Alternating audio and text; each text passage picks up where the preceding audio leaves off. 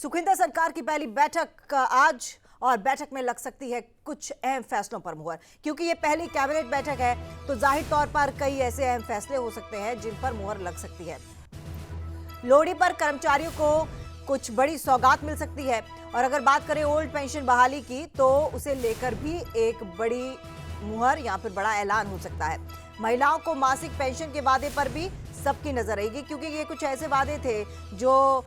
Elections के वक्त कांग्रेस की तरफ से किए गए थे और ओपीएस का मुद्दा सबसे बड़ा मुद्दा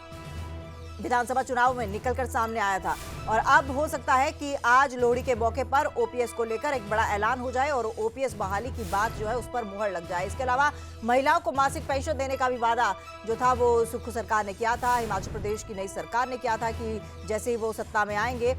ये फैसले जो है वो तुरंत लिए जाएंगे। तो जनवरी का महीना और लगभग एक महीना हुए सरकार को बने हुए होने वाला है, तो ऐसे में अब हो सकता है कि इन दो बड़े फैसलों पर मुहर लग जाए और ओपीएस बहाल हो जाए और साथ ही साथ महिलाओं को जो मासिक पेंशन देने का वादा है वो भी पूरा हो जाए।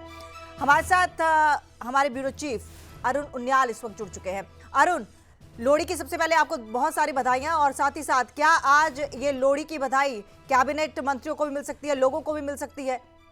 जनता को मिल सकती है? बिल्कुल तमन्ना, देखिए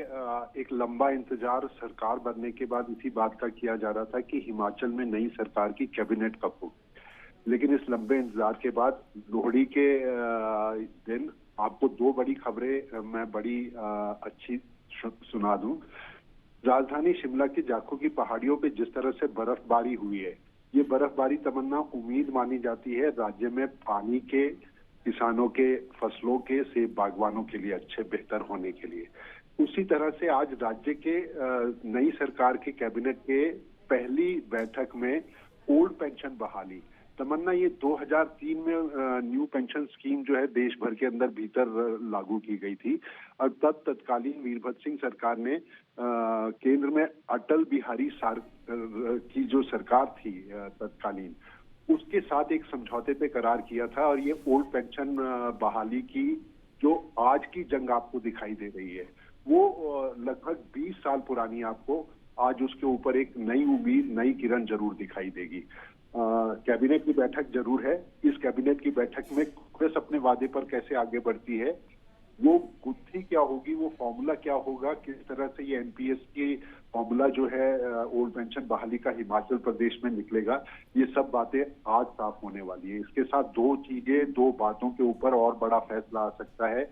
1 लाख कर्मचारी, 1 लाख लोगों को रोजगार देने का जो कांग्रेस का वादा है उसके ऊपर लोगों की नजर जरूर टिकी होगी। 300 यूनिट बिजली मुफ्त देने का, उसके ऊपर लोगों की उम्मीद जरूर टिकी होगी। और इस कैबिनेट की बैठक में क्या 1500 रुपए महिलाओं को हर महीने देने का जो वादा कांग्रेस ने चुनाव में किया था, क्या उस पर भी कोई फैसला आता है, इस पे सबकी नजरें जरूर टिकी होगी। तो एक ऐसी बैठक जिसका लंबे समय से सरकार बनने के बाद इंतजार है, आज सुबह 12 बजे सचिवालय में वो होने जा रही है। तमन्ना, अरुण, 1500 जो महिलाओं को पेंशन देने का वादा किया गया था सरकार की तरफ से, इस पर एक बड़ा फैसला आ सकता है और सबसे बड़ी बात है कि ओपीएस का मुद्दा, क्योंकि बाकी राज्यों में जहां जहां कांग्रेस ने ये वादा किया था वहां पर ओपीएस आई है, तो ऐसे में माना यह जा रहा था कि हिमाचल में अगर सरकार आई है तो ओपीएस उसके पीछे एक बड़ा कारण रहा है। देखिए तमन्ना, राज्य सरकार एक बहुत बड़ी कवायद इसके साथ सत्ता में आए लगभग 1 महीना इस कांग्रेस की नई सरकार को हो गया है, लेकिन सत्ता में जैसे ही नई सरकार बदली थी,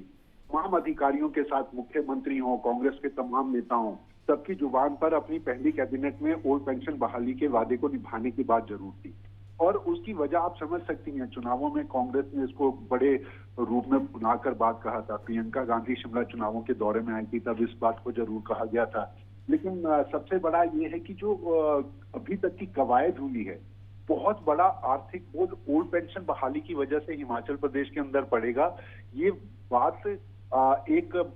साफ तस्वीर के रूप में जरूर सामने आई है। इसका एक बड़ा बोझ आने वाले वक्त में यानी 2033-34 के करीब राज्यों जो भी तत्कालीन सरकार होगी उसके ऊपर जरूर पड़ेगा, लेकिन एक कदम आगे बढ़ाती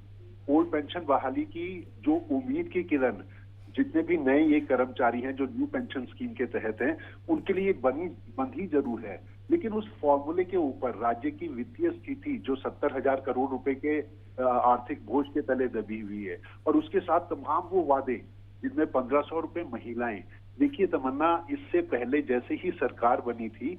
मुख्यमंत्री सुखविंदर सिंह सुक्खू ने एक इशारा जरूर दे दिया था। उन्होंने अपनी बात को कहा था कि 1500 रुपए उन महिलाओं को, उतनी महिलाओं को देंगे जिनमें 18 से 60 साल की उम्र में कुछ लोग कर्मचारियों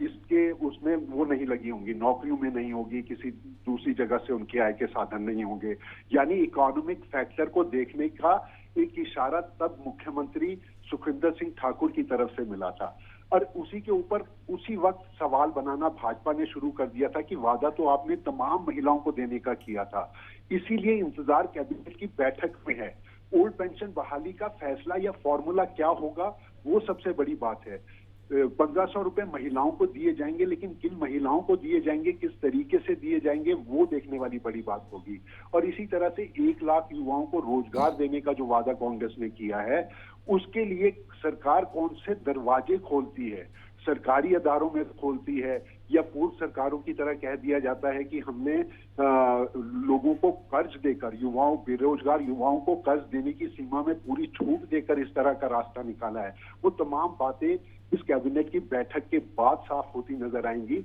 और आज हमें ये जरूर पता लगेगा आखिर कांग्रेस ने जो अपना वादा किया था, उस वादे के ऊपर वो किस तरीके से राज्य के लोगों की उम्मीद पूरा करेगी। तमन्ना, अरुण, क्योंकि आप अगर राजनीति की बात करें या फिर जर्नलिज्म की बात करें, पत्रकारिता की बात करें, तो हिमाचल पत्रकारिता अगर बात करें तो आपने बहुत नज़दीक से यहाँ का पॉलिटिक्स देखा है। क्या आप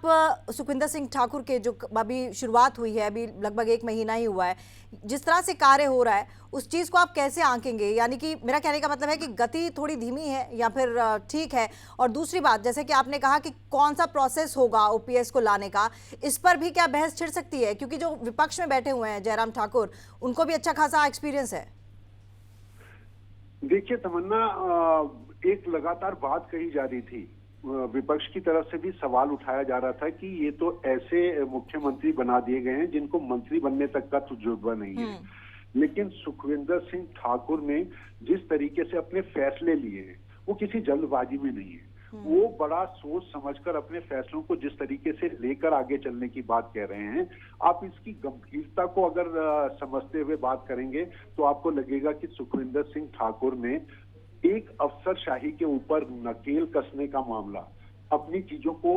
अपने बातों को आगे रखकर साफ संदेश देना। और तीसरी, राजनीति के अंदर सबसे बड़ी बात मानी जाती है तमन्ना,